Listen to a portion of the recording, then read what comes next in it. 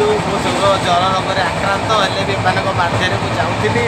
ଯେହେତୁ ମାଲିକର ମୋବାଇଲଟା 100ଟା ମରିଗଲା ପୁଣି ରିଟର୍ଣ୍ଣ କରୁଛି ଲୁଚିକି ବିନା ଟିକେଟରେ ଆପଣମାନେ ଦେଖନ୍ତୁ କେହି ଯାଉଛି ନିଜ ସେତେ ବସିକି ଗୋଟେ ବହୁତ ଦୁଃଖର ବିଷୟଟା ଗୋଟେ ଆଉ ଯାଉଥିଲୁ ଚେନ୍ନାଇ ବହୁତ ପରିଶ୍ରମ ଭିତରେ ପଇସାଟି ସଂଗ୍ରହ କରିଥିଲୁ ମାତ୍ର 630 ଟଙ୍କା ବହୁତ କଷ୍ଟ ଲାଗୁଛି ଆପଣମାନେ ବିଶ୍ୱାସ କରିବେ ଆମେ ଟିକେ ଖାଇନୁ ଆଉ ରିଟର୍ଣ୍ଣ ବ୍ରହ୍ମପୁର ଆସୁଛୁ ବହୁତ ମନ ଦୁଃଖ ଆଜ୍ଞା ମୋର ଗୋଟେ ଫେଭରେଟ୍ ଘଣ୍ଟା ଆରଟିଏଟି ଆଜ୍ଞା ମୋର ଖାଇକି ଡ୍ୟାମେଜ୍ ହେଇଗଲା ତାର ଦୁଃଖ ଲାଗୁଛି ତାର 1500 ଟଙ୍କା କଷ୍ଟଲି ଦାମ ସେଇଟା ତ ଆମର ଆଜ୍ଞା ଆପଣ ବିକାଶ ଆଉ ଟିକେ କ'ଣ କହିବେ ଯେ ବର୍ତ୍ତମାନ ଆମେ ଚେନ୍ନାଇ ଆମ ଭାଇମାନେ ସବୁ ଯାଉଛନ୍ତି ଯେ ଆଉ ଗୋଟେ ଜିନିଷ ହେଉଛି ଆମର ଅସୁବିଧା ହେଲା ସେ ମାଲିକ ବାପା ମରିଗଲେ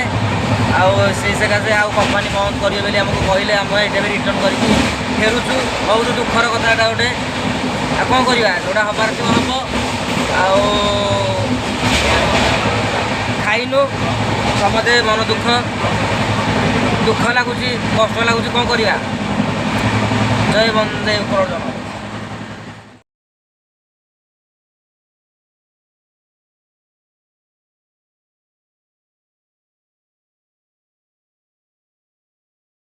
କହୁଛି ମୋତେ ଜ୍ୱର ରୋଗ ଟାଇଫଏଡ଼ ଟିକେ ହେଇଛି